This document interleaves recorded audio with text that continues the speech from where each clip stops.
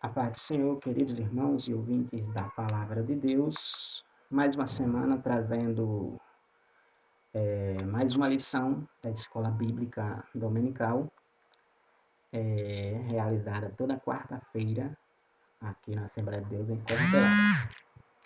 Na maioria das demais igrejas são realizadas aos domingos, podendo variar de uma igreja para outra. Lição de número 12, terceiro trimestre de 2023, trata sobre sendo a igreja do Deus vivo. Sendo a igreja do Deus vivo. A leitura em classe se encontra em primeira carta do apóstolo Paulo a Timóteo, capítulo número 3, versículo número 14 e 16. E também na carta aos Efésios, capítulo número 5, versículo 25 ao 27, e também o versículo número 32 do capítulo 5. Todas as duas cartas são escritas pelo apóstolo Paulo. Assim diz a palavra de Deus. Escrevo-te estas coisas, esperando ir ver-te bem depressa. Mas se tardar, para que saibas como convém andar na casa de Deus, que é a igreja do Deus vivo, a coluna e firmeza da verdade. E sem dúvida alguma, grande é o mistério da piedade. Aquele que se manifestou em carne foi justificado em espírito, visto dos anjos, pregado aos gentios, crido no mundo e recebido acima na glória.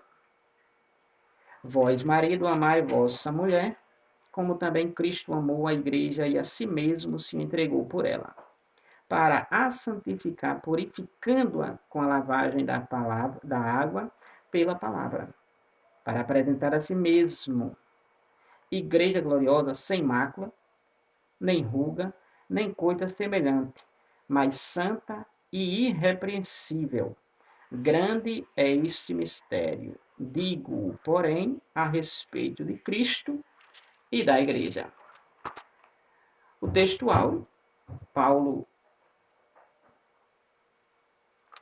conforme a leitura em classe, mais uma vez, Paulo no texto áureo aqui, 5:32, que é o último versículo da leitura que fizemos, diz assim, grande é este mistério. Digo, porém, a respeito de Cristo e da igreja. Então, esse mistério, ele é grande. Grande é este mistério.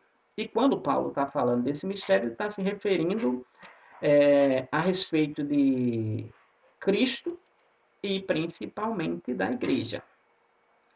Igreja essa, conforme vamos vermos, a igreja do Deus vivo, não a igreja denominacional. Essa igreja aqui, ela não é classificada, ela não está titulada aqui na Terra.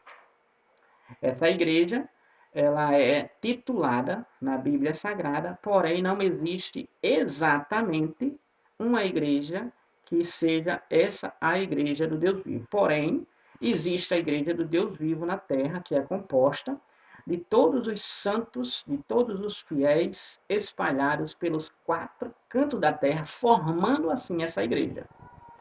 Sendo que na terra temos as denominações, as congregações, são várias.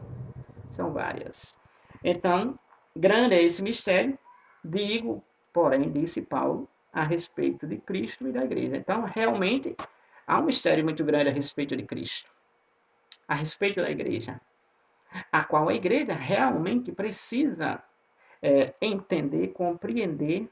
Os irmãos, os santos, os fiéis precisam entender e compreender a respeito destes 2 importantes elementos: a pessoa de Cristo e o papel fundamental da igreja, esse organismo vivo de Deus aqui na Terra.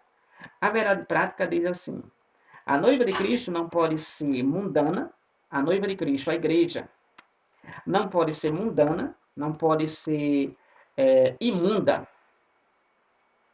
pois ela é guardiã da verdade revelada e suas vestes devem se manter imaculadas para as bodas do Cordeiro. Então, já está bem claro. A igreja de Cristo, ela não pode ser mundana. Por que não mundana? Porque ela é a igreja do Deus vivo. Então, ela deve guardar as verdades reveladas, ou seja, não é que ela não possa manifestar, não é que ela não possa falar as verdades reveladas, mas significa que ela terá zelo por essa verdade. Significa que ela terá prioridade com essa verdade revelada. Significa que ela dará prioridade a essa verdade revelada, que é justamente a palavra de Deus. Ela procurará guardar essa palavra, ela procurará executar essa palavra. Então, ela não será mundana, mas ela será guardiã das verdades reveladas de suas vestes, ou seja, a sua característica, as suas vestes devem se manter imaculadas. A sua característica deve se manter pura para as bodas do Cordeiro, ou seja, para a volta de Cristo, o dono da igreja. Então, veremos nessa aula a respeito sobre a igreja do Deus vivo. E veremos as qualidades e como deve ser a igreja do Deus vivo. Então, no primeiro tópico, nós teremos a explicação a respeito da natureza da igreja do Deus vivo. Veremos no primeiro tópico aqui, passo a passo, sobre a natureza da igreja do Deus vivo.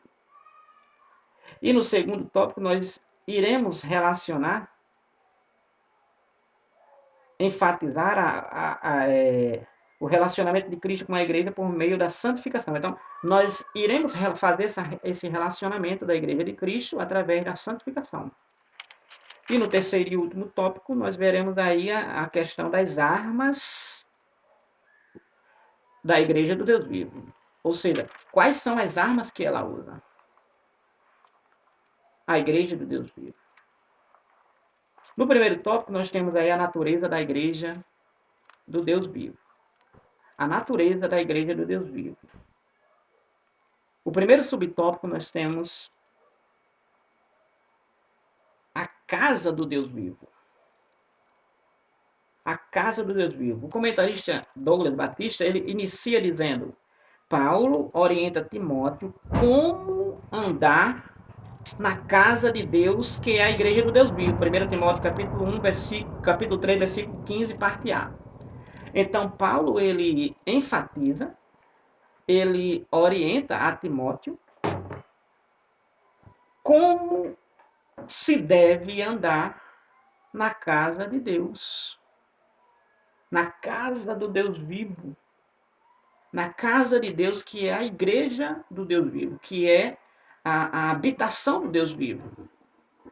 Então, no primeiro subtópico, nós temos aqui que Paulo ele vai o quê? Fazer uma indagação, fazer uma orientação, uma enfatização de que como deve andar na casa de Deus, o Deus vivo, que é a igreja do Deus vivo. Então, de momento eu posso fazer a pergunta: como se deve andar na casa de Deus? Como se deve se comportar na casa de Deus?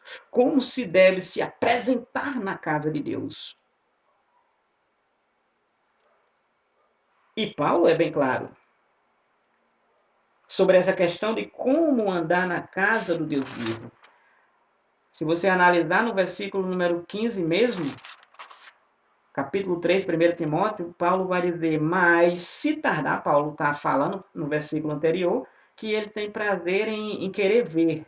Mas se não der para ele ver a Timóteo e a igreja, então ele de início ele diz: mas se tardar, se eu tardar aí, para que saibais, ele já orienta, que como convém andar na casa de Deus, que é a igreja e firmeza da verdade. Então, como andar, como convém andar na casa de Deus? Como convém andar na casa de Deus? Que é a igreja de Deus vivo. O que é a casa de Deus? A casa de Deus é o templo. A casa de Deus, ele não é simplesmente o templo, mas no Antigo Testamento era o templo, era o tabernáculo. Depois veio a substituição que foi o templo. Mas quando Jesus vem, a igreja, a casa de Deus se torna agora o corpo humano. E aonde era considerado casa de Deus, agora se considera templo. Por que agora templo? Porque agora não existem os mesmos elementos que havia antes no Antigo Testamento, que era justamente instituir o casa de Deus, aonde tinha a Arca da Aliança, simbolizando verdadeiramente, sinceramente, diretamente a presença de Deus. Então, agora no Novo Testamento, através de Jesus, então agora a casa de Deus, que agora antes era o templo, agora o templo se torna ainda agora uma casa de Deus, sendo que agora não é exatamente como no Antigo Testamento. Por quê? Porque agora não existe mais os elementos que existiam no Antigo Testamento. Por sua vez, agora o templo se torna o local exclusivo para a reunião dos fiéis, dos santos, que verdadeiramente querem adorar e aprender sobre a santidade de Deus. Então, o templo é o local específico para isso. Porém, a casa de Deus é o corpo humano, que não deixa de considerar também o templo como casa de Deus. Sendo que relacionado ao ajuntamento. Quando faz o ajuntamento, Mateus, capítulo número 18, versículo número 20, se não me foge da memória, está escrito que onde há 2 ou 3 reunidos no nome de Deus, no nome do Senhor, ele está no meio. Então, por sua vez, quando há uma reunião, então Deus está ali presente, sendo assim aquele local, casa de Deus. Então, a casa de Deus corresponde ao ajuntamento de pessoas que se localizam naquele lugar, então ali significa que é a casa de Deus. Por exemplo, a casa de Deus pode ser no monte, alguém reunido lá no monte, então ali se torna a casa de Deus. Pode ser a sua casa reunido ali, então pode ser a casa de Deus. E o templo tem uma grande valia, lógico, porque é o local exclusivo onde, sem dúvida, teremos mais chances de ficar à vontade para poder ouvir um mestre, para poder ouvir um pregador, para poder ouvir um ensinador, para poder ouvir um líder, trazendo mensagem, nutrição, substância, alimento para fortalecer a nossa alma, o nosso espírito, como também santificar o nosso corpo. Então, a casa de Deus, como convém andar na casa de Deus? Paulo a Timóteo, capítulo número 3, versículo número 15, significaria uma pergunta. Não está interrogando, mas pode significar uma pergunta, que essa resposta está justamente no versículo número 27 de Efésios, capítulo número 5. Se você relacionar 1 Timóteo 3,15, eu posso considerar uma pergunta, como se deve andar na casa de Deus, que é a igreja de Deus vivo, a resposta está no capítulo 5 de Efésios, carta de Paulo, capítulo 5 e o versículo número 27, que a resposta é como se deve andar na casa de Deus, se deve andar com gloriosidade. Gloriosidade.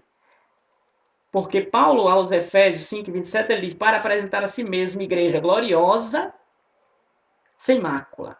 Então, como se deve andar na casa de Deus? Se deve andar com gloriosidade. Se deve andar com maestria. Se deve andar e se portar na casa de Deus como se deve se apresentar ao Rei dos Reis, do Senhor dos Senhores. Então, como se deve andar na casa de Deus? Então, se deve andar na igreja do Deus vivo, na casa de Deus, com gloriosidade. Gloriosidade. Como um cidadão do céu aqui na terra. Se deve andar sem mácula, sem mancha, na casa de Deus, sem mancha. Sem mancha significa sem nódoa, significa puro, significa limpo, significa verdadeiramente de maneira a caráter daquele a qual havemos de apresentar. Como se deve andar na casa de Deus? Com gloriosidade, sem mácula, sem mancha, com santidade, porque não dá para andar na casa de Deus, não dá para se portar na casa de Deus sem esses requisitos. Tem que andar com santidade, tem que andar com santificação, tem que andar com pureza, tem que andar com vida limpa, tem que andar com vida sem resquício algum do pecado. E a última característica, Efésios 5:27, que eu quero citar, como se deve andar na casa de Deus, conforme o subtópico 1, é irrepreensível. Ou seja, aquele que verdadeiramente vai cantar, louvar, deve estar irrepreensível. Aquele que vai pregar, irrepreensível. Ensinar, irrepreensível. Cultuar, irrepreensível. Ou seja, de acordo com o desejo de Deus.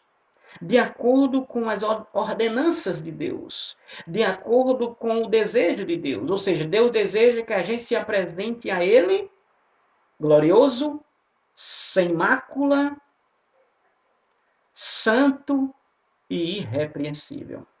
Só fechando aqui esse subtópico, aos Romanos, Paulo disse o seguinte, capítulo 12, versículo 1 e versículo 2. Rogo-vos, irmãos, pela compaixão de Deus, que vos apresenteis os vossos corpos em sacrifício vivo, santo e agradável a Deus, que é o vosso culto racional.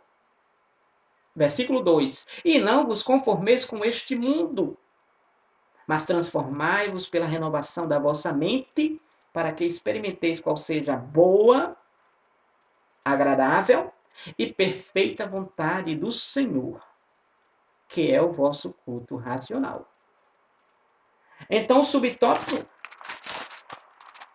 faz a pergunta: como andar na casa de Deus, que é a igreja do Deus vivo? É para andar com gloriosidade, sem mácula, santo e irrepreensível. É para estarmos de acordo com a vontade de Deus. A igreja não pode ser mundana. A igreja não pode ser mundana. A igreja tem que ser gloriosa. A igreja tem que ser sem mácula. A igreja tem que ser santa e principalmente irrepreensível. Alguns comentários de pessoas que já me indagaram sobre pessoas que estão no altar e a própria pessoa disse que essa pessoa não deveria estar no altar. Que a pessoa está liderando, mas não deveria estar liderando. Agora, por que essa pessoa disse isso? Por quê? Porque a própria pessoa, esta pessoa, que eu estou citando neste momento, que me disse isso, não é nem crente, nunca foi crente, e até onde eu sei, convido ele há mais de 20 anos, e essa pessoa ainda não foi à igreja. Mas essa pessoa, tratando sobre um cristão de igreja, ele disse que essa pessoa não tem condições moral para estar palestrando, dando lições, dando lições de moral, pregando a palavra de Deus.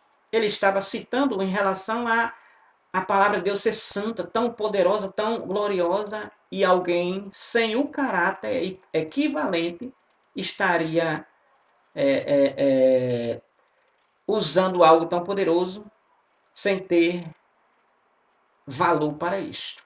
sem a pessoa ter qualidade para isso.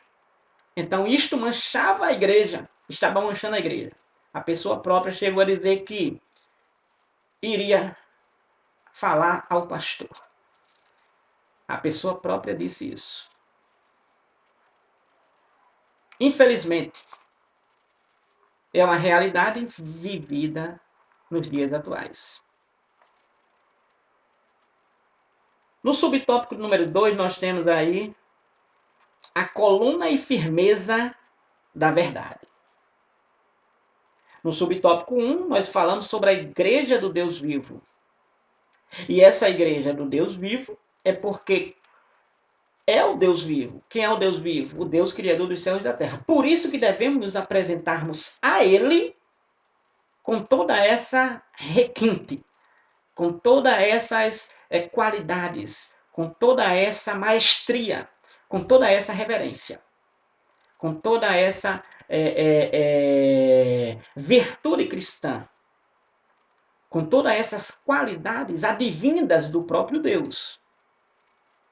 Por quê? Porque a própria igreja, a qual nos apresentamos diante dele, aquele ajuntamento, igreja é um ajuntamento de pessoas chamadas para fora, chamada do mundo, chamada do pecado, tirada do pecado, para agora estar selecionada na presença de Deus e adorá-lo na beleza da sua santidade. Então, por que isso? Porque está se apresentando diante de Deus vivo. Não está se apresentando diante de um político, não está se apresentando diante do homem, está se apresentando diante do Deus vivo. Subtópico 2, coluna e firmeza da verdade, que é justamente a igreja. A igreja, ela é a casa do Deus vivo? Sim. Além disso, ela é a coluna e firmeza da verdade. Por que coluna e firmeza da verdade?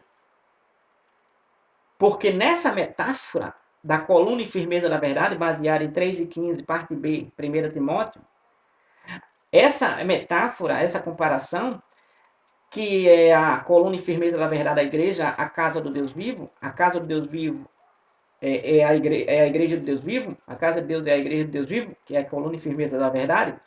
Essa metáfora é porque a igreja é o fundamento que sustenta a verdade.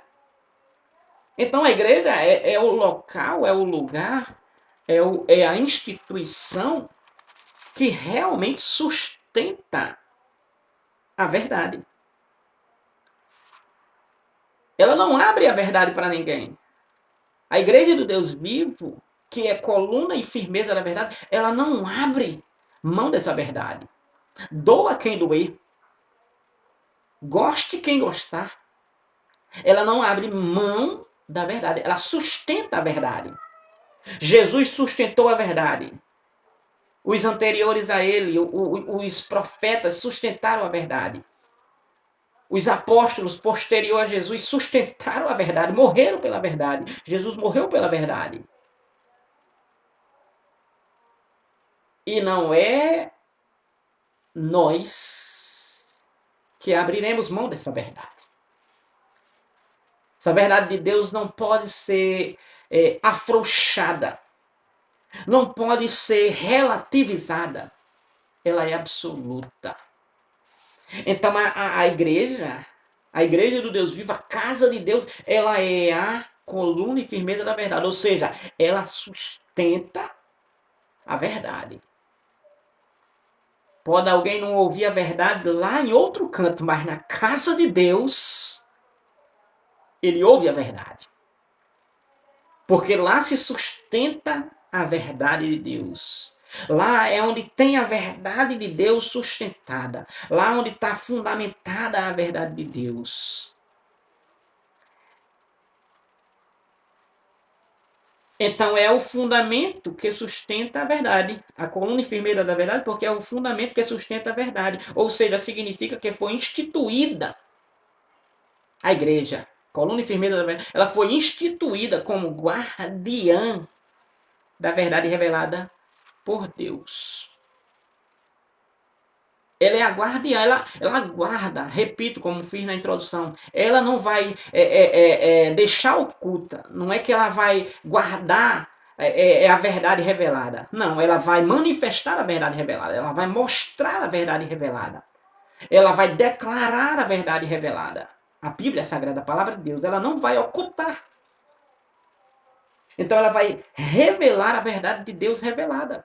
A palavra de Deus. Ela sustenta a verdade e guarda essa verdade. Ou seja, tempos e tempos, não importa se tem poucos, não importa se tem muitos. Eu não vou dizer a verdade revelada porque tem muitos e de repente vai diminuir a massa, a quantidade. Não, que deixe. Que deixe ir. Porque a verdade deve ser sustentada. A verdade deve ser guardada. A verdade revelada à igreja, a guardiã da verdade. Ela não abre mão dessa verdade. Mas ela revela a verdade. Uma certa vez Jesus estava pregando a verdade e começou a multidão se subtrair ao ponto da multidão se tornar em minoria, ao ponto de ser os discípulos. E os discípulos ficaram e Jesus agora diz para eles, olha, a multidão foram embora porque ouviram a verdade e não quiseram guardar a verdade. Mas Jesus sustentando a verdade revelada, ele próprio é essa verdade. Jesus sustentando essa verdade, Jesus se dirigiu aos discípulos. Porque Jesus não paparica ninguém. Fica com a verdade quem quer a verdade. Sustenta a verdade quem quer viver na verdade. Jesus diz, vocês também não querem ir? E os discípulos, Pedro em especial, ele faz uma linda interrogação, como resposta ao que Jesus disse. E Pedro diz, para onde iremos nós, se só o Senhor tem as palavras da vida eterna? Se só o Senhor tem a verdade. Para onde o ser humano vai? Se ele não encontrar a verdade na igreja, não é no outro canto que ele vai encontrar. Se ele não encontrar a verdade sustentada na igreja, não é em outro canto que ele vai encontrar a verdade sustentada. A verdade da palavra de Deus. Então é ela o fundamento que sustenta a verdade. É a igreja quem sustenta essa verdade. É ela. O comentarista a seguir, ele diz assim, que, portanto, é responsabilidade da igreja que sustenta essa verdade. É responsabilidade da igreja que sustenta essa verdade propagar a verdade. Propagar. Propagar significa proclamar, tornar público a verdade. Não adianta ficar com a verdade sem tornar público a verdade. Jesus, quando disse que essa verdade deveria ser proclamada, tornada público, Marcos 16:15, Jesus disse, olha, ide por todo mundo, pregai o evangelho a toda criatura. O que crer e for batizado será salvo, porém quem não crer será condenado. Jesus disse, torne essa verdade pública. Revele essa verdade ao mundo. Torne essa verdade manifesta para as pessoas ouvirem. Então essa verdade é responsabilidade da igreja propagar a verdade. A igreja não precisa ter medo porque chegou um queridinho, uma queridona, chegou um amiguinho, uma amigona, chegou um riquinho, um ricão, ou chegou um pobretão. A igreja deve propagar essa verdade. Propagar essa verdade. Às vezes alguém diz, não pode machucar, não sei o que, como que tivesse machucado. A verdade de Deus não machuca ninguém. Há um certo pregador já do século passado que ele disse que tem que pregar a verdade. Por quê? Porque o ser humano ele passa a vida toda apanhando do mundo. Então agora ele vai apanhar com a verdade? Que ele apanhe. Porque ele já apanhou várias vezes no mundo aí. Então, vale a pena apanhar com a verdade. Propagar a verdade. Então, a responsabilidade da igreja é propagar a verdade. Propagar. Propagar. Propagar a verdade não importa a quem seja. O tamanho, ou o cargo, ou a função, ou o grau acadêmico. Não importa. Não importa quantos anéis ele tem. Não importa o seu status na sociedade. Não importa. Importa que a igreja sustenta a verdade. E se ela sustenta a verdade, ela tem responsabilidade de propagar essa verdade. Porque ela é guardiã, ela guarda, ela tem essa verdade. Então, portanto, é responsabilidade da igreja propagar essa verdade. É responsabilidade da igreja testemunhar dessa verdade. Testemunhar.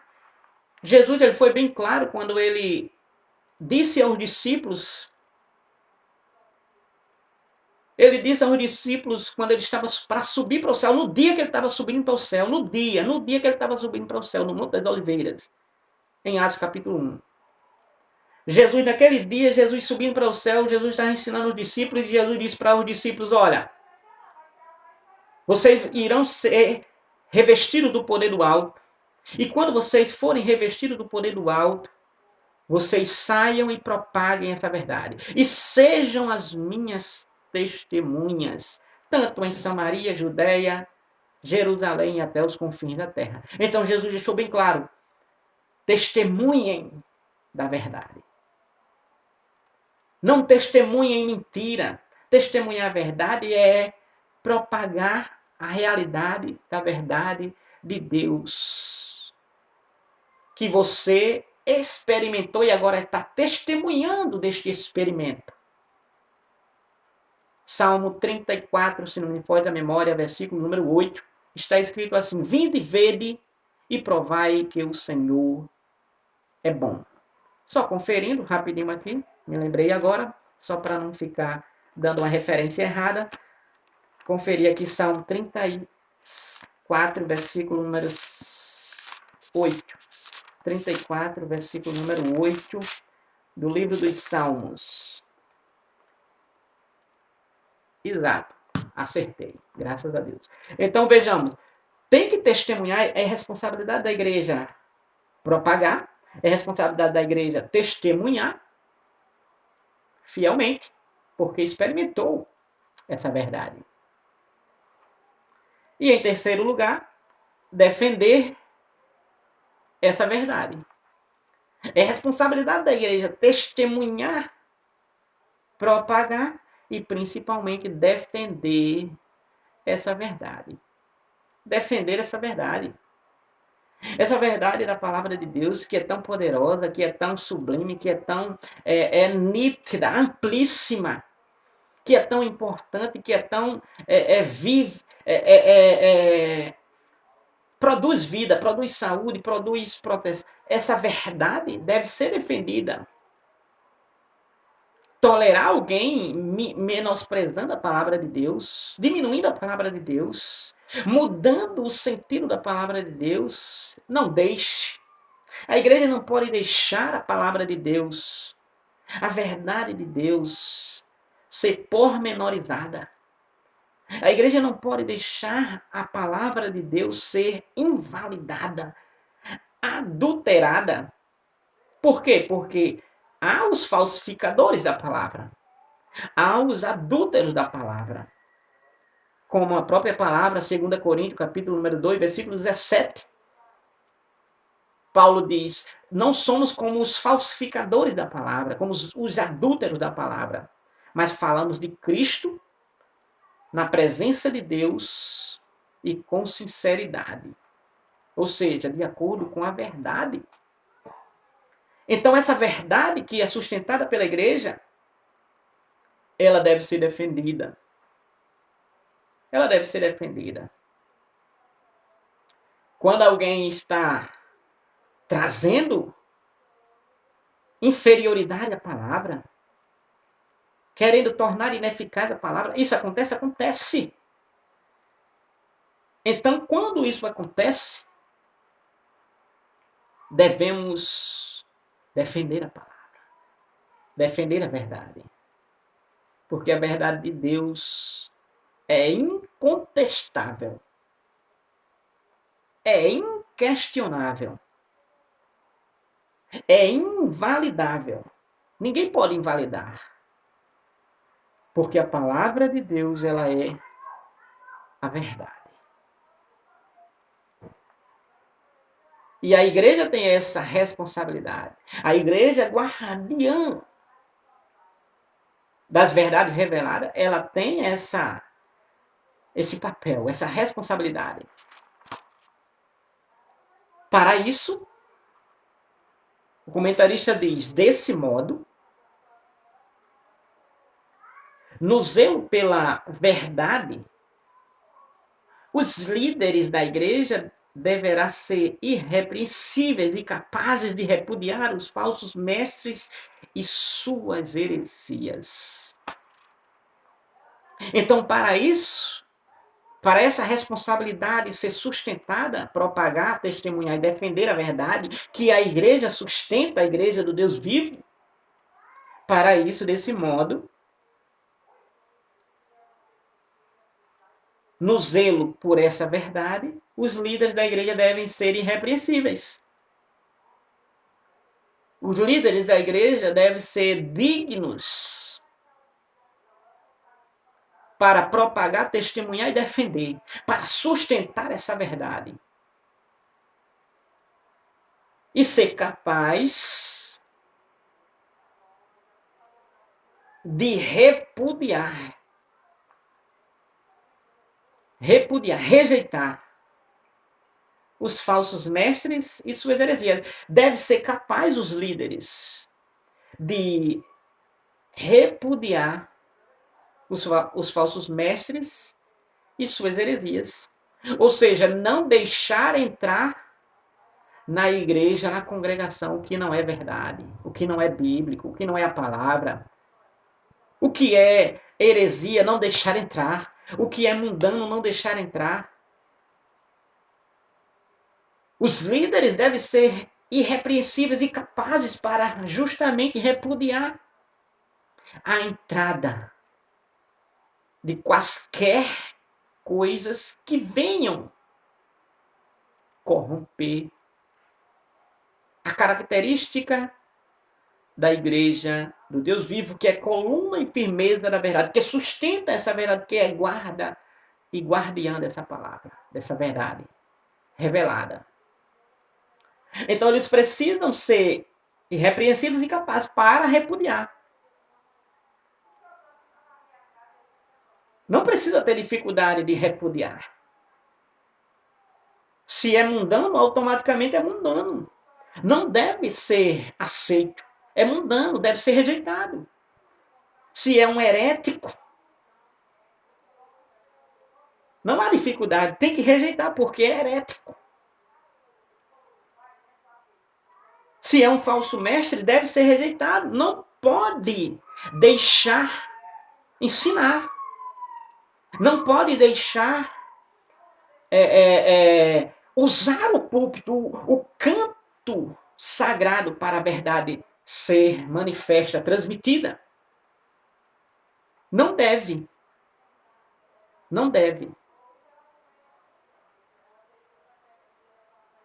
O microfone, o altar, tem que ter um crivo, tem que ter uma peneira, tem que ter uma seleção, tem que ter uma prioridade. Não pode ser qualquer um, justamente para não corromper a característica da igreja do Deus vivo. O comentarista diz assim, se a verdade do evangelho for corrompida, ou seja, se a verdade ensinada, transmitida, se a verdade que deve ser a verdade bíblica, a palavra de Deus, for corrompida, ou seja, no lugar de ser a verdade bíblica, a palavra de Deus, está sendo outra transmissão.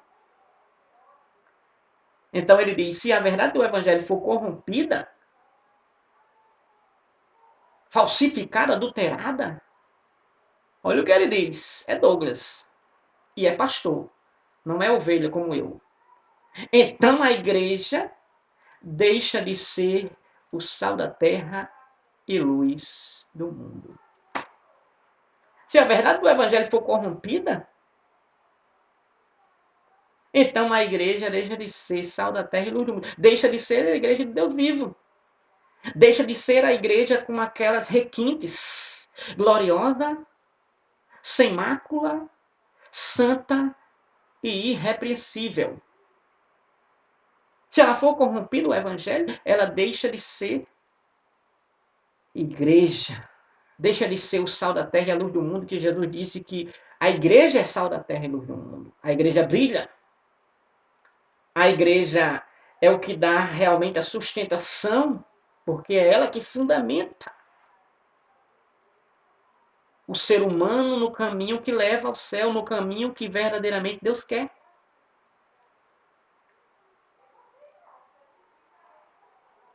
Subtópico número 3. O mistério da piedade. A verdade do evangelho é personificada em Cristo. Ou seja, a verdade que a igreja sustenta é personificada, ou seja, está na pessoa de Jesus. Jesus, o próprio, em João 14,6, Jesus diz: ó, eu sou o caminho, eu sou a verdade, eu sou a vida. Ninguém vem ao Pai senão por mim. Então, quem é essa verdade personificada? O mistério da piedade que Paulo fala tem nome, ou seja, Cristo Jesus. É Jesus Cristo, é o nosso Salvador. Então, devemos aqui ter atenção para as palavras mistério e piedade, que está contida aí no versículo 16, 1 Timóteo, capítulo 3, parte A. Mistério e piedade, que justamente o subtópico fala mistério da piedade. Então, essas palavras, mistério e piedade, devemos ter atenção a mistério e piedade, essas duas palavras. A primeira, que é mistério, sinaliza que a verdade do evangelho foi revelada aos santos. Mistério significa que essa verdade, que estava em secreto, em oculto, foi revelada aos santos, revelada à igreja. Então, essa verdade sinaliza que a verdade do evangelho foi revelada aos santos. E a segunda, que se trata aí piedade, a segunda retrata a base do cristianismo, que é a fé cristã. Ou seja, a piedade significa a jornada cristã, fundamenta a fé cristã, fundamenta a rotina, o dia a dia cristão. Final do subtópico diz assim, que se manifestou em carne, foi justificado em espírito, visto dos anjos, pregado aos gentios, crido no mundo e recebido acima na glória. 1 Timóteo 3,16. Assim a igreja é a fiel portadora dessa verdade. Então, esse mistério e piedade, resumindo aqui, esse mistério e piedade está se tratando aí sobre a igreja, que é a casa de Deus, coluna e firmeza da verdade. A igreja, ela é a portadora. A igreja é a portadora. É ela quem porta. É ela quem tem essa verdade. É a igreja quem tem essa verdade.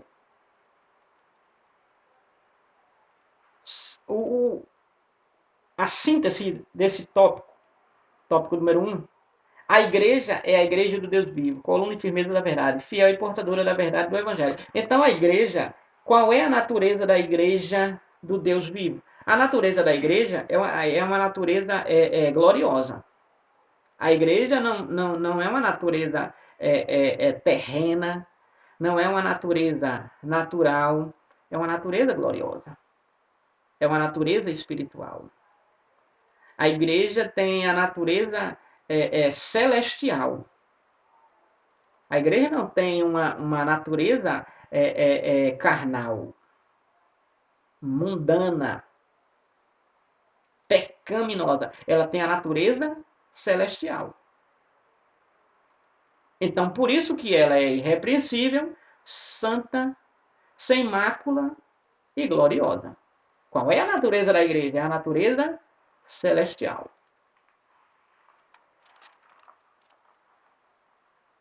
Tópico número 2.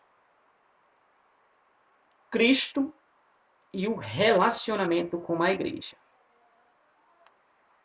Primeiro subtópico, nós temos santificação e pureza. Santificação e pureza. O comentarista diz assim, Paulo ensina que Cristo morreu pela igreja. Paulo ensina que Cristo morreu pela igreja. Lógico, ele está baseado, o comentarista, no que Paulo fala 5:26 de Efésios, que diz justamente para que a santificasse, tendo a purificação por meio da lavagem da palavra, da água pela palavra. Então, Cristo, corroborando o comentarista e a Bíblia, Cristo morreu pela igreja. Cristo morreu para que agora tornasse uma igreja, para que fizesse uma igreja.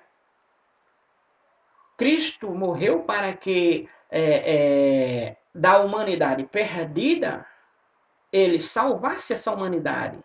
Salvando essa humanidade, ele tornasse ela igreja, ou seja, tornasse ela santa, tornasse ela exclusiva de Deus, ou seja, Deus podendo agora atuar na vida dos seus, na vida dos santos, na vida dos fiéis, que até então não tinha essa probabilidade, exceto com as raridades, como aconteceu com os profetas. Então vejamos, Paulo ensina que Cristo morreu pela igreja para que a santificasse, tendo a purificação por meio da lavagem da água pela palavra. Então, 5:26 de Efésios, na Almeida Revista e Atualizada, está escrito dessa seguinte forma. Então, Cristo morreu para que santificasse e purificasse.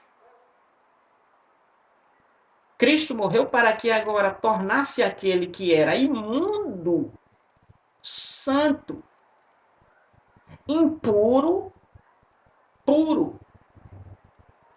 Então a morte de Cristo trouxe esse resultado. Um pecador, quando ele aceita Cristo, ele recebe essa purificação, ele recebe essa santificação. E por isso que ele se qualifica naquele momento a ser um cidadão, a entrar no céu. Por quê? Porque aceitou a Cristo. E Cristo, que ele aceitou, purifica ele, tornando ele digno de entrar no céu. Por isso que Jesus lá na cruz, com o malfeitor, o ladrão, Lucas capítulo 23, por volta do versículo 43, quando ele pede a Jesus, para Jesus lembrar dele quando entrar Jesus no seu reino. E Jesus diz para ele, hoje mesmo estarás comigo no paraíso. Ou seja, Jesus ele qualificou ele porque ele aceitou a Jesus. Então, Cristo e o relacionamento com a igreja. Então, a igreja precisa o quê? De santificação. Uma congregação precisa de santificação, precisa de pureza, para que Cristo se relacione com ela.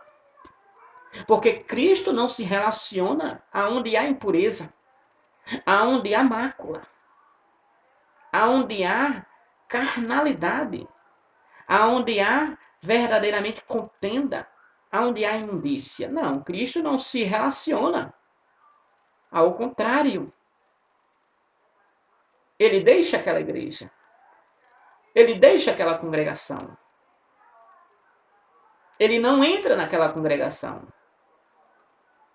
Estou em Apocalipse capítulo 3, versículo 20. Ele fica fora daquela congregação.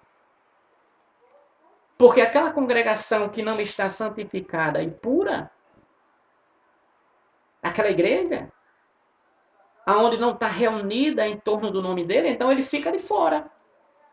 Ele não fica dentro.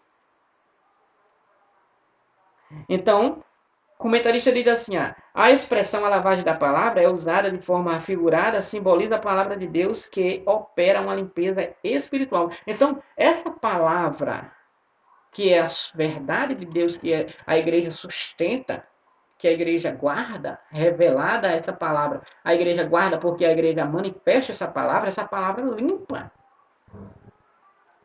O pecador, quando ele aceita Jesus. O crente, quando chega para ouvir a palavra.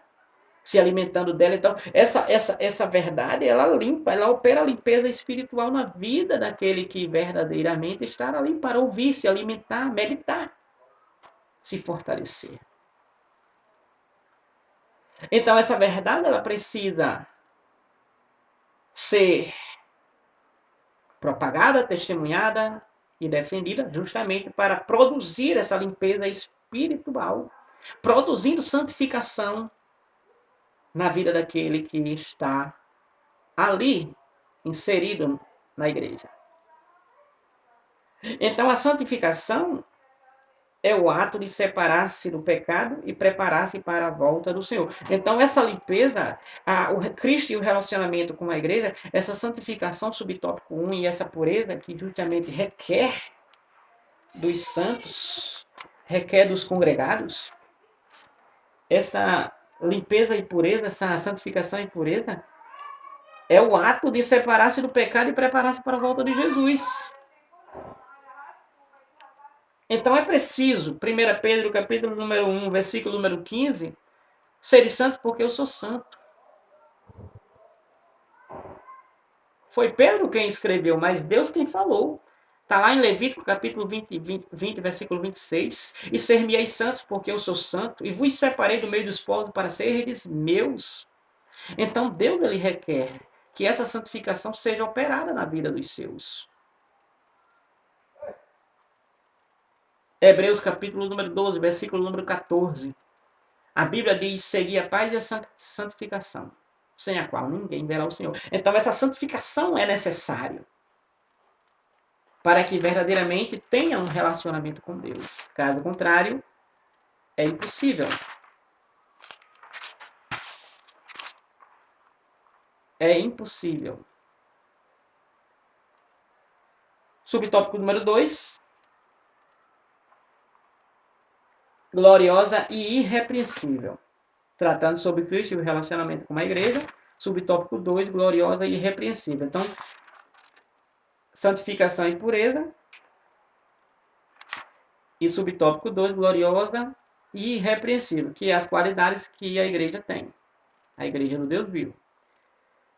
Então, santificação tem como alvo preparar uma igreja gloriosa, sem mácula, nem ruga, nem coisa semelhante, mas santa e irrepreensível. 5:27, leitura em classe, da carta de Paulo aos Efésios. A Escritura compara a relação de Cristo com a igreja, com a do marido com a esposa.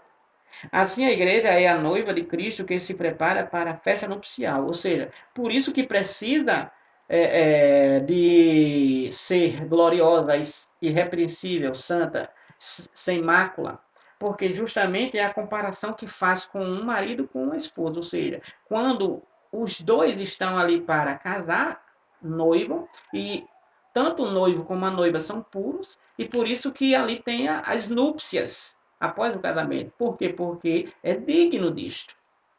Então, no sentido da igreja, a igreja precisa estar realmente como noiva de Cristo, comparada nessa metáfora como a noiva de Cristo, para que realmente esteja pura, esteja realmente digna de um casamento realmente puro, santo.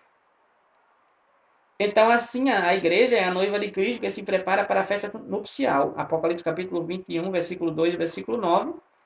Onde, versículo número 2, diz assim: E eu, João, vi a santa cidade, a nova Jerusalém, que de Deus descia do céu, adereçada como uma esposa ataviada para o seu noivo. Referência da igreja a Cristo, na questão de encontrar-se com Cristo. No versículo 9 de Apocalipse, versículo do capítulo 21, está escrito assim: E veio um dos 7 anjos, que tinha as 7 taças cheias das últimas pragas, e falou comigo dizendo: Vem mostrar-te-ei a esposa, a mulher do Cordeiro. Então a figura que Paulo faz justamente em Efésio está correta com Apocalipse 21, versículo 9, e também o versículo número 2, porque é uma boa comparação, é uma boa metáfora, que significa exatamente isto. Então, durante essa espera que a noiva tem para chegar até o casamento, que a igreja tem até chegar a Cristo, então, durante essa espera, por meio do Espírito Santo, Cristo a santifica para apresentar a si mesma totalmente pura. Então, enquanto Cristo não vem, o Espírito Santo está purificando, limpando, lavando o povo, a igreja, para apresentar a Cristo quando ele retornar dos céus, a levar a sua igreja. Então, a ausência de mácula e de ruga significa sem mancha alguma de ordem moral ou espiritual. Sem mácula, nem ruga. Como Paulo fala 5:27, significa que não está manchada a moral ou a espiritual daquele cidadão. Imagina um cristão com a moral manchada, com a espiritual manchada. Então, é por isso que aquilo que eu falei no início, de um cidadão que estava indignado com um cristão, é por causa disso, porque a moral, segundo ele, do cidadão estava manchada. A espiritual daquele cidadão estava manchada e ele não tinha condições para tal. Ele não tinha condições legais para atuar e dar lições aos demais.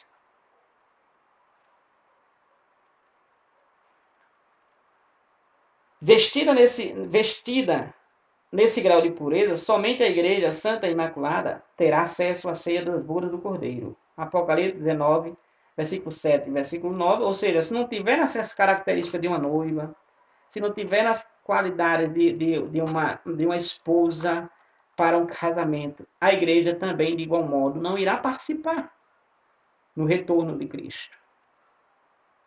Acerca disso, Cristo advertiu: não ser possível entrar nas bodas sem a devida veste nupcial. Enfim, a santificação, a pureza e o caráter irrepreensível da igreja se destacam no relacionamento de Cristo com ela. Então, santificação, pureza e o caráter irrepreensível da igreja se destacam no relacionamento de Cristo com ela. Então, uma igreja que preza pela santificação, pela pureza, o caráter irrepreensível dos seus dominantes, dos seus líderes, do seu ministério, da linha de frente. Uma igreja que trabalha, então ela se destaca no relacionamento com Cristo. Por quê? Porque está justamente de acordo com a vontade dele. Então, o tópico número 2, Cristo e o relacionamento com a igreja. Cristo, para se relacionar com a igreja, precisa que a igreja tenha essas qualificações: santificação, pureza e um caráter irrepreensível. Ou seja, uma moral e também uma espiritual em ordem, segundo a vontade de Deus. Tópico número 3 e último, nós temos as armas da igreja do Deus vivo. As armas da igreja do Deus vivo. Então, a igreja do Deus vivo, que é a igreja coluna e firmeza da verdade, as armas da igreja do Deus vivo que ela usa, tópico número 3, o subtópico número 1, qual é a arma que a igreja do Deus vivo usa? Qual é a arma fundamental que a igreja do Deus vivo usa? A arma fundamental que a igreja do Deus vivo usa é o zelo pela verdade. A principal arma que a igreja de Deus usa é a arma da verdade. Ela zela pela verdade. E zelar pela verdade equivale a verdadeiramente propagar, testemunhar e defender a verdade. Como vimos no tópico número 1. Então, as armas da igreja do Deus vivo é o zelo pela verdade. Então, quando uma igreja ela zela pela verdade, significa que ela está priorizando a palavra de Deus. Significa que ela prima pela palavra de Deus. Significa que ela dá importância à palavra de Deus. E zelar pela verdade não é simplesmente abrir um tempo para a pregação ou para ser ocupado com a palavra. Não é simplesmente abrir um espaço no culto. Não é simplesmente isso. O zelo pela verdade significa justamente zelar por ela, cuidar dela. Significa, justamente o comentarista vai dizer aqui, enfatizamos que a verdade bíblica é absoluta e imutável. Ou seja, o Evangelho de Cristo é a única verdade. Nesse caso, a igreja é a fiel depositária dessa verdade. E por isso, os salvos em Cristo são dispenseiros da mensagem da redenção. Então, o zelo pela verdade é quando verdadeiramente os dispenseiros de Cristo prezam pela mensagem de redenção. A mensagem de redenção equivale à mensagem que alcança tanto o pecador que não aceitou a Cristo, como também aquele que já aceitou a Cristo a continuar em Cristo, abandonando as práticas mundanas que possivelmente ainda esteja em seus hábitos ou costumes.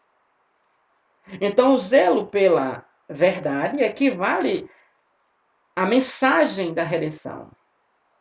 1 Pedro 4:10 diz assim: cada um administre aos outros o dom como recebeu, como bons dispenseiros da multiforme graça de Deus. Então, essa verdade, a palavra, deve ser administrada através da mensagem de redenção, através da explicação, da exposição, da pregação, do ensinamento, do tempo da palavra. Então, essa mensagem de redenção, que é a mensagem de salvação, é a mensagem que nutre, é a mensagem que edifica, é a mensagem que fortalece, é a mensagem que mexe com a consciência do ouvinte. É a mensagem que quebra o coração, rasga o coração. É a mensagem que faz o ouvinte realmente se voltar para Deus. Ainda que não queira, porque tem essa opção, mas que a verdade mexe com ele, mexe com ela, o constrange. É por isso que Paulo, quando ele disse que o amor de Deus o constrange, 2 Coríntios 5,14, porque se um morreu por todos, logo todos estavam mortos. Então, ele, quando fala sobre isso, ele está falando sobre a mensagem de redenção, de alcançar. E essa mensagem deve ser alcançada, porque estávamos todos mortos, mas Cristo nos vivificou. Efésios 2:1. Então, o que acontece é que essa mensagem de redenção deve ser administrada em tempo e em fora de tempo. A todo tempo, não importa. Não importa o tempo. A todo tempo, se for num funeral, a verdade de Deus deve ser administrada. A mensagem de redenção, a verdade sustentada, porque a guardiã, que é a igreja, ela revela. Ela é depositária dessa verdade. Ela é depositária dessa mensagem de redenção. A igreja ela tem esse depósito. A igreja tem essa valiosidade, a mensagem de redenção. E essa mensagem de redenção, ela só deixa de ser importante quando Cristo vier, quando Cristo retornar. Até então, essa mensagem de redenção ela é importante. Essa mensagem de salvação ela é importante. Ela é importante para o novo convertido. Ela é importante para o doméstico na fé. Ela é importante para o veterano na fé. Ela é importante para o destituído da graça.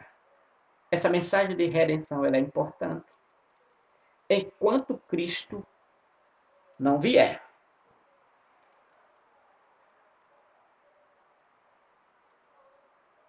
Esse compromisso do zelo pela verdade é inegociável,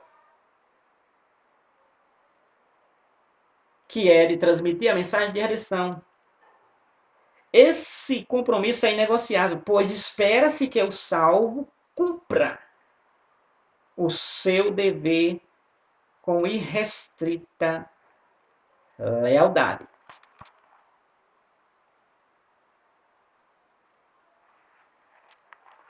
Olha só. Assim a igreja deve zelar pela verdade das Escrituras, viver e propagar a mensagem bíblica com fidelidade. As pessoas já não estão querendo muitas vezes ouvir, porque essa verdade está escassa. São muitas as pessoas que ouço dizer que está faltando a verdade. Não estão pregando a verdade. São muitos os que dizem. Então a igreja, esse compromisso inegociável, pois espera-se que o salvo cumpra o seu dever com irrestrita lealdade. Assim a igreja deve zelar pela verdade das Escrituras. A igreja deve zelar. É a igreja. Não é seu ninguém. É a igreja. Porque a igreja ela não pode perder a sua característica de guardiã, de coluna e firmeza da verdade, de depositária da verdade, da palavra de Deus. Assim a igreja deve zelar pela verdade da Escritura. Viver e propagar a mensagem bíblica com fidelidade. Propagar a mensagem bíblica com fidelidade. É uma raridade. Propagar a mensagem bíblica com fidelidade. Porque propagar a mensagem bíblica com fidelidade requer tempo. Não é num estralar de dedo que alguém vai transmitir a verdade, a mensagem com fidelidade. É para se pregar com fidelidade. Mas nem sempre se prega com fidelidade bíblica. Há quem pregue justiça própria. Há quem pregue mel. E quem prega mel só produz abelhas. Há quem pregue invencionices.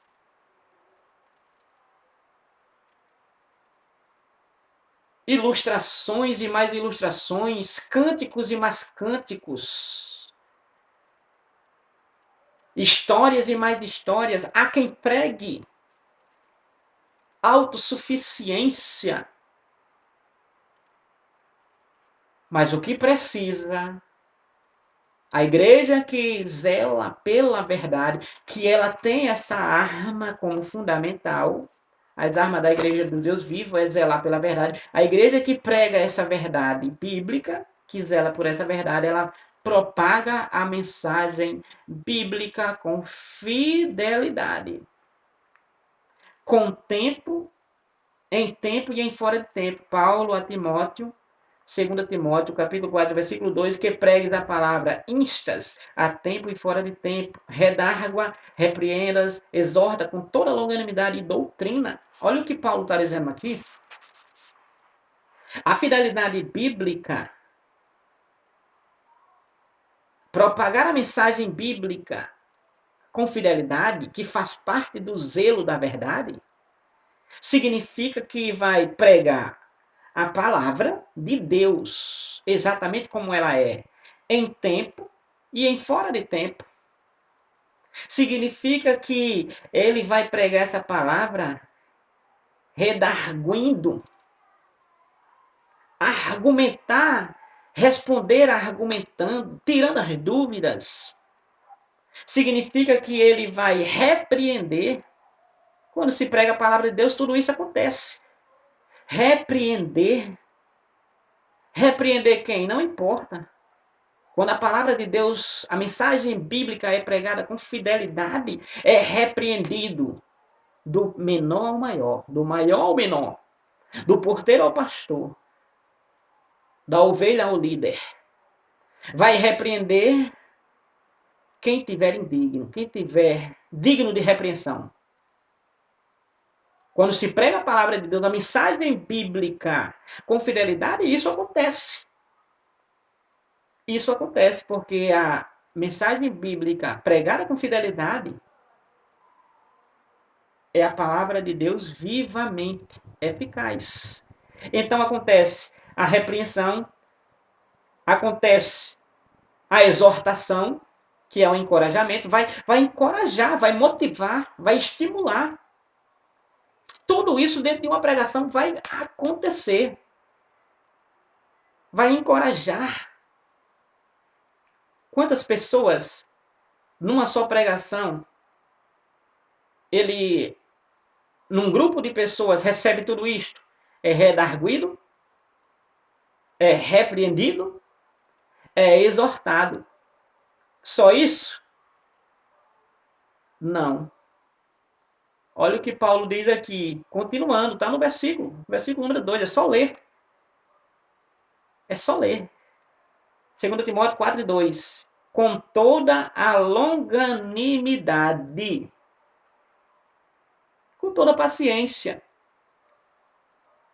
Porque às vezes, quando não se tem paciência, aí não dá certo.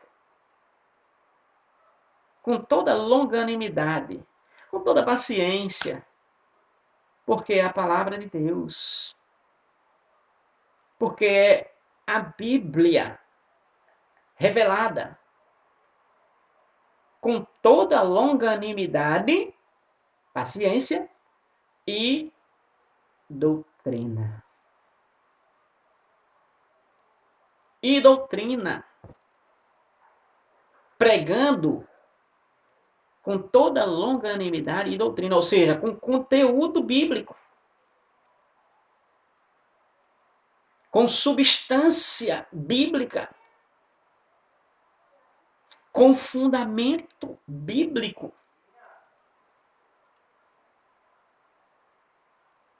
É preciso pregar a mensagem bíblica com fidelidade. Então, as armas da Igreja do Deus Vivo é o zelo pela verdade. E esse zelo pela verdade é justamente a mensagem bíblica com fidelidade. Porque essa mensagem bíblica com fidelidade traz todos esses elementos. Traz todo, é um prato feito. Eu vou tratar como um prato feito. É como uma refeição bem complementar. Com todos os seus nutrientes, calorias, com todas as suas substâncias, com todos os elementos necessários para sustentar um corpo. Então, a mensagem bíblica pregada com fidelidade, ela traz tudo isto. Tudo isto. Subtópico número 2, nós temos o ensino da verdade. O ensino da verdade. rapidinho, finalizando. Deus constituiu líderes para o aperfeiçoamento da igreja, para o aperfeiçoamento e edificação da igreja. Deus ele não constituiu líderes por boniteza. Não. Deus constituiu líderes com propósito, com finalidade. Deus não constituiu líderes para a ostentação, para o glamour, para a fama, para a prosperidade. Não, Deus não constituiu líderes para isto, não. Negativo. Negativo. Deus constituiu líderes para o aperfeiçoamento e edificação da igreja. Ou seja, para o aperfeiçoamento e edificação da igreja. Ou seja, para ensinar a igreja. Deus constituiu líderes para ensinar a igreja, para aperfeiçoar a igreja, para lapidar a igreja, para lapidar o ser humano, para moldar o ser humano, para ensinar o ser humano, para transformar o ser humano através da verdade ensinada. O ser humano ele se torna uma nova criatura na medida que ele recebe o ensino, na medida que ele recebe a palavra. E para isso, Deus constituiu líderes. E esses líderes, conforme Efésios 4:11, Deus constituiu apóstolos, profetas, Deus constituiu evangelistas, Deus constituiu pastores e também doutores, que são mestres, ensinadores. Então, Deus constituiu líderes para o aperfeiçoamento. Para aquele que erra muito, deixaria errar muito e agora errar pouco. Deus constituiu para isto. Para os líderes cuidar e cuidar. Para o aperfeiçoamento da igreja e para a edificação da igreja. Então, o ensino da verdade, quando o povo vem à igreja, então é uma responsabilidade da liderança. É uma responsabilidade dos líderes ensinar aquele povo que ali chegou. Ensinar o caminho do céu, ensinar a verdade. Ensinar a doutrina bíblica. Ensinar verdadeiramente os fundamentos da fé cristã. Portanto, o líder deve estar apto para ensinar. Então, Deus, quando instituiu um líder, instituiu para ensinar, para cuidar. Então, o líder ele deve estar apto a ensinar. Ele deve ter conhecimento suficiente, bastante, para ensinar. Um líder ele não deve ficar sem ler Bíblia. Um líder não deve ficar sem estudar a Bíblia. Um líder não deve ficar sem preparar a sua doutrina, a sua pregação, o seu sermão. Um líder não deve ficar se escorando, não.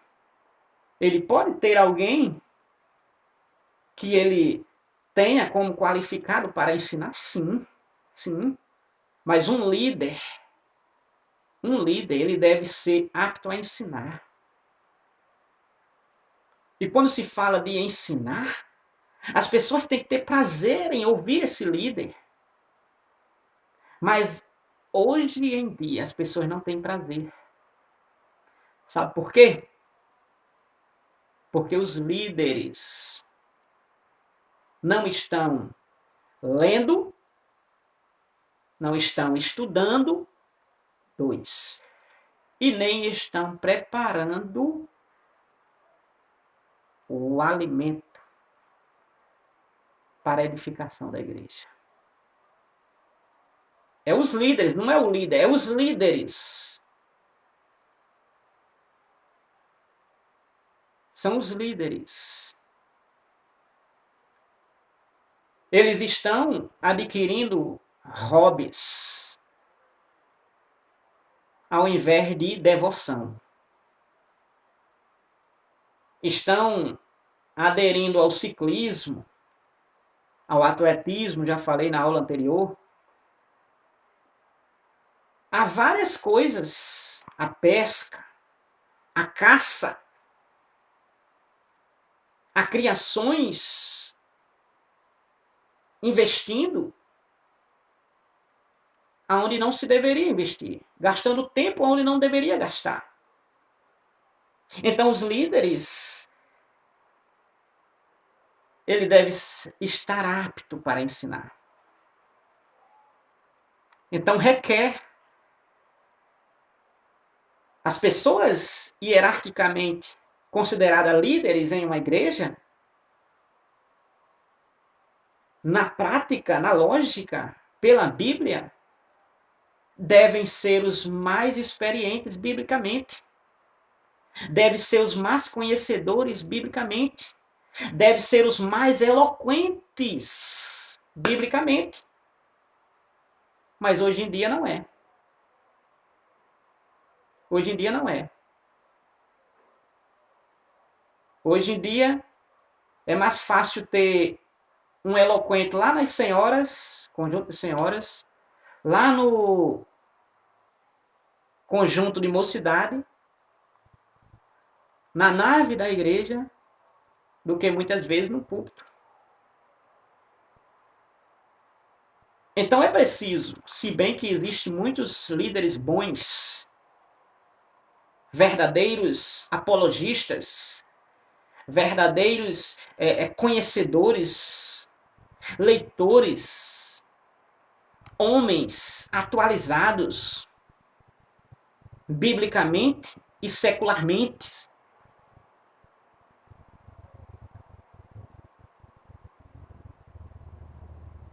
Isso se refere à capacidade de compreender as escrituras, defender a ortodoxia e refutar as heresias.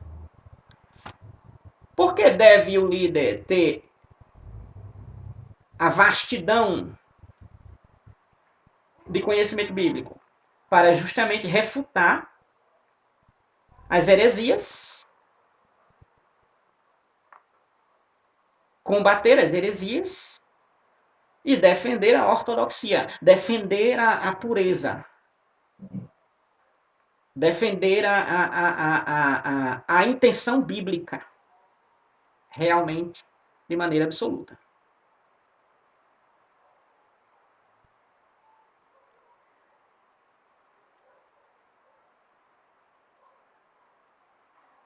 Desse modo, um líder vocacionado não cede ao liberalismo teológico. Olha só, a importância por quê? Porque se ele tem essa requinte toda, então ele não vai ceder ao liberalismo teológico, à frouxidão da doutrina. Porque há muitos líderes que afrouxam a doutrina. Muitas vezes com medo. Não é nem da alma se perder. É de perder as regalias.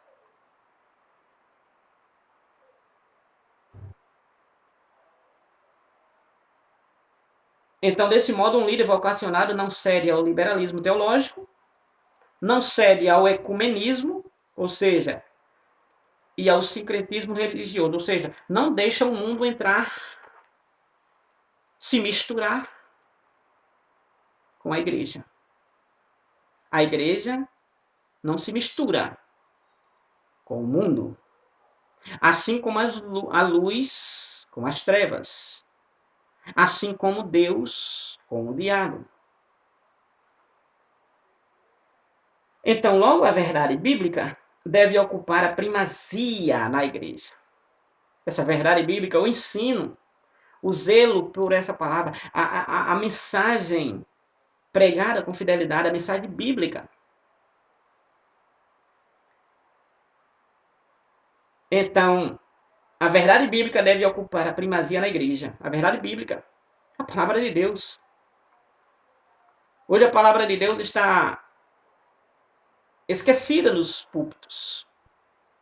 Apesar de ter o tempo equivalente para uma devida pregação, mas quem vem pregar muitas vezes sequer pegou na Bíblia. Muitas vezes sequer preparou o seu sermão. Muitas vezes sequer. Hoje em dia, essa pobreza espiritual é uma verdadeira epidemia. Então, o que deve ocupar o púlpito é a primazia da palavra, da verdade bíblica. Martim Lutero ensinou que ofendemos a palavra de Deus quando no sermão não há tempo ao estudo da Bíblia. Ou seja, quando a exposição da Bíblia não é o cerne da pregação. Ofendemos a palavra de Deus, Lutero, e está corretíssimo. Ofendemos a palavra de Deus quando no sermão não há tempo no estudo da Bíblia. Hoje é costume os cidadãos, os irmãos, os pregadores, ansiando um púlpito, um microfone, como que fosse boniteza, como que o púlpito fosse uma vitrine, porém sem responsabilidade, dando o que não deveria dar. A igreja precisa de aperfeiçoamento e edificação. E isso vem através da verdade, a mensagem bíblica pregada com fidelidade. Então vejamos que Lutero diz que quando não há tempo, quando a exposição da Bíblia não é o cerne da pregação, ofendemos a palavra de Deus. Quando a pregação bíblica, a verdade bíblica, a escritura, a palavra de Deus não é o cerne, não é o centro, não é a pregação propriamente dita. Porque hoje em dia é costume as pessoas gastam o tempo da pregação, 40 minutos, 45, 50, 1 hora. Mas não é com a pregação bíblica. Não é com a pregação bíblica, é com outros tipos de pregações. Porque existem pregações motivacionais, autoajuda. Existem pregações que massageia o ego humano. Existem pregações que está até defendendo um irmão, mas não está defendendo a palavra. Está defendendo um líder, mas não está defendendo a Cristo. Está defendendo uma placa, mas não está defendendo a igreja. Então, o cerne da pregação bíblica é a pregação da palavra de Deus. Então, quando não há tempo, quando a exposição da Bíblia, quando no sermão, quando na pregação, naquela pregação que o irmão foi pregar, quando não há tempo ao estudo da Bíblia, naquela palavra que ele foi pregar, então está ofendendo a palavra de Deus. Quantas vezes se lê uma leitura? É normal ler uma leitura. Porque de se ler uma leitura, ou alguém vai ler uma leitura bíblica, ou alguém vai ler uma leitura na igreja e vai pegar um livro de português. Ou vai ler uma leitura na igreja e vai pegar um livro de matemática. Um livro de geografia, de inglês. Não, vai pegar uma Bíblia Sagrada. E na Bíblia Sagrada tem uma leitura. E a leitura, muitas vezes, automaticamente, já se percebe que o cidadão, automaticamente, não tem uma mensagem bíblica com fidelidade naquela leitura. Automaticamente. É de se ver. E quando há exposição, se tira a conclusão exata.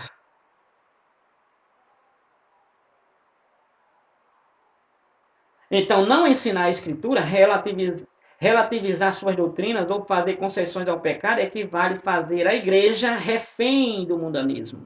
Então, quando não se ensina as Escrituras, está o quê? Tirando o poder, relativizando, está justamente aí concedendo licença ou permissão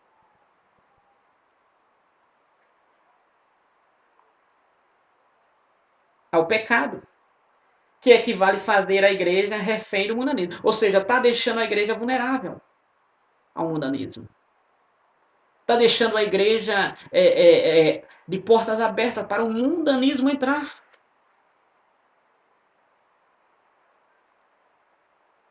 Portanto, somente a verdade de Deus é capaz de libertar o pecador. Ou seja, por isso que deve-se ter o ensino prioritário da palavra de Deus na igreja, nos púlpitos.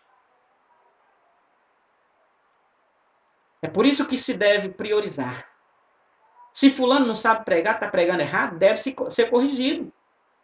Deve treiná-lo. Tive um pastor, que não tenho mais, que me privou durante todo o seu tempo de eu pregar a palavra de Deus na igreja que eu estava, que eu me congrego, logicamente, Serra Pelada. Já não está mais atuando como meu pastor. Chegou a alegar algumas vezes que o microfone não pode ser dado a qualquer um. Porém, só não era dado a mim.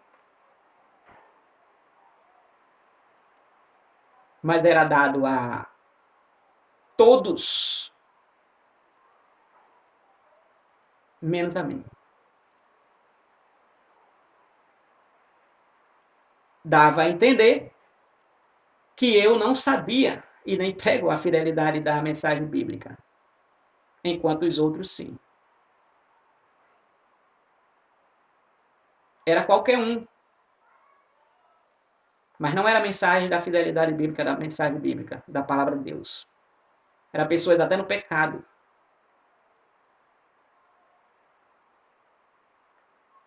Tem que ser desse jeito? Tem. Agora tem que ser seriamente. Tem que filtrar. Agora, filtrando realmente como se deve ser, qualificadamente. Porque não pode ser qualquer um.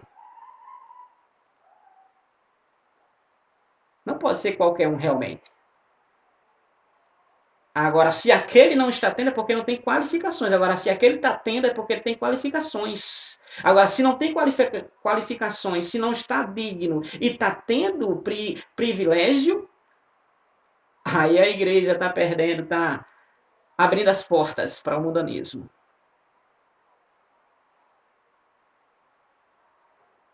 Então, o ensino da verdade. Finalizando o subtópico, o zelo e o ensino pela verdade são duas das principais armas da Igreja do Deus Vivo. O zelo e o ensino pela verdade. São as duas principais armas do Deus Vivo, o zelo. Porque a igreja não abre mão dessa verdade, desse zelo. Porque é esse zelo que a mantém. É esse zelo que mantém.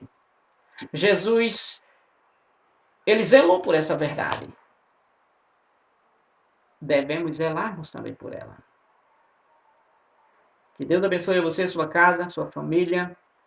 Que Deus abençoe a sua igreja e que a sua igreja, que você congrega, zele pela verdade e pelo ensino da verdade. E que a igreja cresça sadia, não só em quantidades, mas em qualidades, espiritualmente e moralmente. Que Deus abençoe você e sua casa, e até a próxima, em nome de Jesus.